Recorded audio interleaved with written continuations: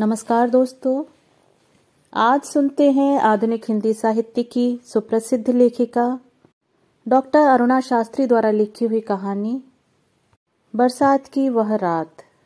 तो आइए कहानी शुरू करते हैं। रात गहराती जा रही थी, मेरा मन घबरा रहा था। भैया भाभी आज सुबह मुंह अंधेरे ही उज्जैन के लिए निकल गए थे। बुआ ने उज्जैन से फोन किया था। आज श्रावणी सोमवार है। आज के दिन महाकालेश्वर के दर्शन का बड़ा महात्म्य है, हो सके तो आ जाओ। दर्शन तो एक बहाना था, बुआ जी की नजर में मेरे लिए कोई लड़का था। उसी सिलसिले में भैया ने अचानक जाने का प्रोग्राम बना लिया था।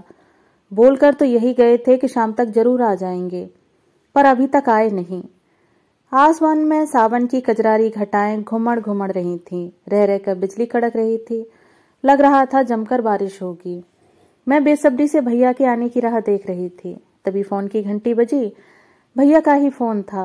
कहने लगे, रानू, आज श्रावणी सोमवार के कारण महाकाल मंदिर में बड़ी भीड़ थी। कई घंटे लाइन में लगे रहने के बाद नंबर आया। आज बुआ यहीं उनके घर पर रुकने के लिए जोर दे रही हैं। हम सुबह जल्दी आ जाएंगे। आज सुखिया को तुम वहीं रोक लेना, एक रात की ही तो बात है। ठीक है भैया, जल्दी आना। इससे अधिक क्या कहती। माँ बाबूजी के देहांत के बाद भैया ने ही मुझे पाल पोस कर बड़ा किया, पढ़ाया लिखाया। मेरे ही कारण उन्हें अपनी शादी भी जल्दी करनी पड़ी थी, ताकि घर के कामकाज में लगे रहने के कारण मेरी पढ़ाई का नुकसान न हो। भाभी भी मेरी सहेली जैसी ही थी। जिंदगी बड़े मजे से गुजर रही थी। इधर कुछ दिनों से भैया को मेरी शादी की चिंता खाए जा रही थी। कहते, समय रहते तेरे हाथ पीले कर दूं तो मुझे चैन मिले, नहीं तो लोग कहेंगे कि जवान बहन घर में बैठी है और इन्हें कोई चिंता नहीं। आज माँ बाबूजी होते तो। बस यहाँ आकर भैया भावुक हो जाते हैं। मैं लाख कहती, भैया मैं घर छोड़कर कहीं नहीं जाऊंगी, पर मेरी सुनता ही कौन। झट कह देते, रहने दे। सभी लड़कियां शुरू में ऐसा ही कहती हैं और फिर शादी करके खुशी खुशी ससुराल के लिए विदा हो जाती हैं।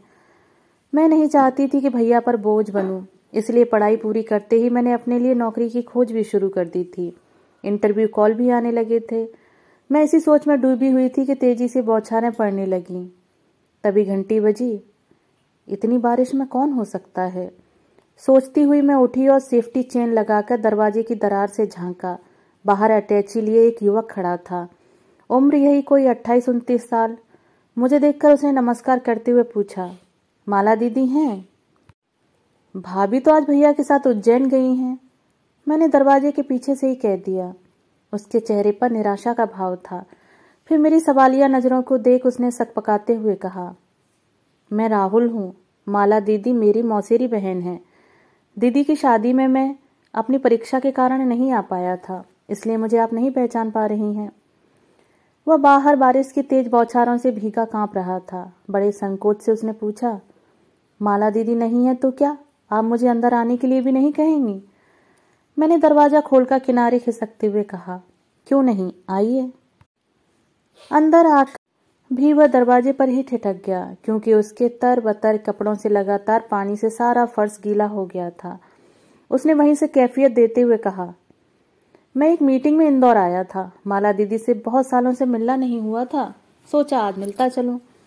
उसकी घबराहट देख मुझे शरारत सूझी। मैंने पूछा, अगर आपको मालूम हो जाता कि भाभी आज यहाँ नहीं है तो क्या आप नहीं आते? अब तक वह भी कुछ सहज होने लगा था। उसने भी शरारत से ही जवाब दिया, हाँ वैसे तो नहीं आता, पर हाँ अगर यह मालूम हो जाता कि दीदी की एक सुंदर सी नटखट सी ननद भी है तो जरूर आता। सुनकर अच्छा लगा, पर अपने मनोभाव छुपाते हुए मैं मुड़ गई और अंदर भैया की अलमारी से तौलिया और कुर्ता पायजामा निकालकर उसे थमाते हुए बोली, प्लीज़ बाथरूम में जाकर चेंज कर लीजिए, तब तक मैं चाय बनाती हूँ। मैंने रसोई में जाकर उसके लिए अदरक की चाय बनाई। साथ ही सुखिया को मैंने खाना बनाने के लिए कह दिया। तब तक वह कपड़े बदल कर आ गया। हम दोनों चुपचाप चाय पीने लगे। चुप्पी तोड़ते हुए इस बार भी उसी ने बात आगे बढ़ाई, आपने तो अभी तक अपना नाम भी नहीं बताया है। रानू, मैंने कहा, पर मन ही मन में सोच रही थी कि मेरी शादी के लिए लड़के तलाशते हुए भाभी को कभी राहुल का ख्याल क्यों नहीं आया। आने दो कल भाभी को। मैं खुद ही लाज शर्म छोड़कर भाभी को कह दूंगी कि मुझे तो आपका भाई राहुल पसंद आ गया है। राहुल भी शायद इस रिश्ते के लिए ना नहीं कहेगा। मन ही मन यह निर्णय लेते हुए मुझे ऐसा लगने लगा जैसे मैं राहुल की बागदत्ता हो गई हूँ। मन के किसी कोने में शहनाइयाँ सी बजने लगी। तभी सुखिया ने आकर कहा, दीदी डाइनिंग टेबल पर खाना लगा दिया है, आ जाइए। इसके बाद दिन भर की थकी हुई सुखिया कमरे के बाहर गलियारे में बिस्तर बिछाकर सो गई। दूर कहीं एक कड़क के साथ बिजली गिरी और अचानक लाइट चली गई। मैंने जल्दी से मोमबत्ती जलाकर टेबल पर लगाई और चुटकी लेते हुए कहा, आइए जनाब, कैंडल लाइट डिनर पर आपका स्वागत है। राहुल भी लगता है बाग चातुर्य में पीछे नहीं रहना चाहता था। जब चांद सा रोशन चेहरा सामने हो तो कैंडल लाइट की भी क्या जरूरत है। बुझा दो इन्हें भी, खुशी की बज़्म में क्या काम है जलने वालों का। राहुल के मुंह से अपने लिए यह सुनना कितना अच्छा लग रहा था। इस क्षणिक मुलाकात में ही राहुल अपने विनोदी स्वभाव के कारण कितना अपना सा लगने लगा था। और फिर सावन की रात में माहौल भी कितना रूमानी हो गया था। मोमबत्ती की मध्यम रोशनी में राहुल की प्लेट में आग्रहपूर्वक खाना परोसते हुए मेरे हाथ उसके हाथों से टकराते रहे। हो सकता है जानबूझकर भी दोनों ओर से ऐसा हो रहा हो। डिनर के बाद हम दोनों सोफे पर बैठकर गप्पे लगाते रहे, यहाँ वहाँ की, न जाने कहाँ कहाँ की बातें। राहुल का विनोदी स्वभाव मुझे हंसा हंसा कर लोटपोट करता रहा। मुझे याद नहीं मैं कभी इतना खुलकर हंसी हूँ। बातों में मशगूल न जाने कब राहुल की बाहें सोफे के पीछे से हौले हौले मेरे कंधों को स्पर्श करने लगी, मालूम ही नहीं पड़ा। और झूठ क्या बोलूं, मुझे भी यह अच्छा ही लग रहा था। इस श्रावणी रात में मानो मैं स्वयंवरा बन गई थी। बस कल भैया भाभी के आते ही इस संबंध पर रिश्ते की मोहर लगवाने में देर नहीं करूंगी। राहुल की आंखों में जो नशा उतर रहा था उससे लग रहा था कि मैं भी उसकी पसंद पर खरी उतरी हूँ। इधर मेरी ओर से कोई प्रतिकार न होता देख राहुल और करीब आता जा रहा था। पर तभी एक झटके से मानो नींद से जागी। मेरे संस्कारों में शादी से पहले इस तरह के संबंध बनाना गवारा नहीं था। मैंने उसे और आगे बढ़ने से रोकते हुए कहा, नहीं राहुल, अभी नहीं। कल भैया भाभी आ जाएं, पहले वे इस रिश्ते को ओके कर दें, फिर बारात लेकर आने में देर न करना, समझे। मैंने उसके कान खींचते हुए कहा। राहुल को जैसे कोई करंट लगा हो। बगैर कुछ कहे वह एकदम से खड़ा हुआ और दरवाजा खोलकर बालकनी में चला गया। मैंने सुखिया को गहरी नींद से जगाया और अपने कमरे में सुला लिया। राहुल बाद में वहीं ड्राइंग रूम में सोफे पर आकर सो गया, पर मेरी आंखों में नींद कहाँ थी। मन ही मन राहुल को लेकर सपने बुन रही थी। लग रहा था मुझे मेरी मंजिल मिल गई है। कुछ ही घंटों में राहुल मुझे कितना अपना अपना सा लगने लगा था। भैया भाभी की ओर से इस रिश्ते को नकारने का तो कोई सवाल ही पैदा नहीं होता। कल्पनाओं में मैं राहुल की परिणीता बनी इतराती रही। सुबह सुबह थोड़ी झपकी लगी होगी कि मैं अचकचाकर उठी। बारिश थम चुकी थी। सुखिया किचन में रात के बर्तन समेट रही थी। मैंने चारों ओर नजर दौड़ाई, राहुल कहीं नजर नहीं आया। मुझे लगा बाथरूम में होगा।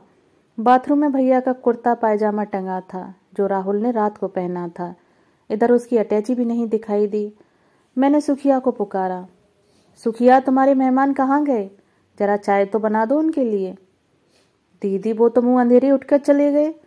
मुझे कहा कि मेरी सुबह की ट्रेन है इसलिए चलता हूँ। आपको उठाने लगी तो उन्होंने मना कर दिया कि रहने दो, मैं फिर आऊँगा। मैं मन ही मन मुस्कुराई कि राहुल, मुझे मालूम है तुम बार बार वापस आओगे। पर मुझे अच्छा नहीं लगा कि राहुल मुझसे मिले बगैर कैसे चला गया। तभी सोफे के कुशन के नीचे दबे कागज पर मेरी निगाह पड़ी। एक ही सांस में मैं पड़ गई। लिखा था, गुस्ताखी करने जा रहा था, अच्छा हुआ तुमने बहकते कदमों को रोक दिया। थैंक यू, बगैर मिले जा रहा हूँ, माफ़ करना। तभी दरवाजे पर भैया भाभी के आने की आहट हुई। वादे के मुताबिक वे पहली बस से ही दौड़े चले आए थे। बहुत खुश नजर आ रहे थे। आते ही भाभी ने उत्साह में भरकर कहा, रानू जल्दी से नहाकर तैयार हो जाओ, लड़के वाले आज ही तुम्हें देखने आ रहे हैं। मैंने उन्हें लंच पर बुला लिया है, सब साथ ही मिलकर खाना खाएंगे। फिर भाभी मेरे उत्तर की प्रतीक्षा किए बगैर किचन में घुस गईं और सुखिया को बताने लगी कि आज खाने में क्या क्या बनेगा। मेरी बात सुनने की भाभी को फुर्सत ही नहीं थी। मैं अपनी बात कहने के लिए उनके पीछे पीछे घूमने लगी, पर भैया के सामने कहने की हिम्मत नहीं हुई। जब भाभी कपड़े बदलने अपने कमरे में गई तो मैं भी उनके पीछे पीछे चल दी। समझ नहीं आ रहा था कि बात कहाँ से शुरू करूं। बड़े संकोच से मैंने कहना शुरू किया, भाभी कल आपकी मौसी का लड़का यहाँ आया था। हाँ, क्या नाम है उसका? मैंने बनते हुए पूछा। कौन, राहुल? कैसे आना हुआ उसका? अकेले ही आया था या उसकी बीवी भी साथ थी? भाभी ने साड़ी को तय करते हुए पूछा। राहुल की बीवी? सुनते ही मैं मानो आसमान से जमीन पर आ गिरी। भाभी मेरी ओर पीठ किए अलमारी में से कपड़े निकाल रही थीं। उन्हें मेरी इस हालत का बिल्कुल अंदाजा नहीं था, पर मैंने जल्दी ही अपने आप को संभाल लिया और कहा, आया तो अकेला ही था। सुखिया ने बढ़िया खाना बनाकर खिला दिया था। रात को वहीं सोफे पर सो गया और सुबह न जाने कब चला गया, मालूम ही नहीं पड़ा।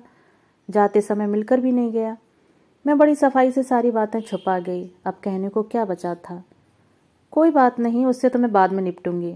चल अब तू जल्दी से तैयार हो जा। आज मेरी ये गुलाबी सिल्क साड़ी पहन लेना, तुझ पर बहुत खिलती है। कहते हुए भाभी ने पलंग पर साड़ी रख दी और कमरे से निकल गई। मेरे सर पर हजारों हथौड़े बरस रहे थे। मुझे गुस्सा आ रहा था कि राहुल ने मुझसे यह बात क्यों छिपाई कि वह शादीशुदा है। हाँ, पर मैंने ही उससे यह कब पूछा था, या उसे यह सब बताने का मौका ही कहाँ दिया। यह भावनाओं का ज्वार था, या मौसम का खुमार, या अचानक मिले एकांत का लाभ उठा लेने का लोभ, या फिर मेरे अंतर मन में छुपी यह भावना कि जल्दी से जल्दी मेरी कहीं शादी तय हो जाए ताकि भैया मेरी चिंता से मुक्त हो जाएं। क्या यही सोचकर मैं इस श्रावणी रात में स्वयंवरा बनने को आकुल हो गई थी? पर राहुल स्वयं शादीशुदा होते हुए मौके का फायदा नहीं उठा रहा था क्या? मुझे खुद पर गुस्सा आ रहा था कि मैंने क्यों एक अजनबी पर इतना विश्वास किया कि उसे जीवन साथी बनाने के सपने देखने लगी। पर फिर भी अभी तो कुछ नहीं बिगड़ा था। मैंने खुद को एक फिसलन भरे रास्ते पर फिसलने से रोक लिया था। इस अनुभूति से मुझे जो राहत मिली उसे मैं बयान नहीं कर सकती। साथ ही रात की उस घटना ने मुझे यह सबक दिया कि कभी भी, कहीं भी, कोई भी, किसी भी रूप में हमारा फायदा उठा सकता है। उसका प्रतिकार करने का हम में साहस होना चाहिए। मैं न जाने कितनी देर तक इसी अंतर्द्वंद से जूझती रही। तभी भाभी ने आकर कमरे में झांका। अरे रानू, तू तो अभी तक वैसी की वैसी बैठी है, कब तैयार होगी? देख, वो लोग आ भी गए हैं। ड्राइंग रूम में मेहमानों के आने की हलचल की आवाजें आ रही थीं। मैंने गुलाबी सिल्क की साड़ी पलंग से उठाते हुए कहा, बस भाभी, मैं जल्दी से तैयार होकर अभी आई। दोस्तों, अभी आप सुन रहे थे डॉक्टर अरुणा शास्त्री जी द्वारा लिखी हुई कहानी बरसात की वह रात। दोस्तों, कहानी आपको कैसी लगी? अपने विचार कमेंट बॉक्स में साझा जरूर कीजिएगा। धन्यवाद।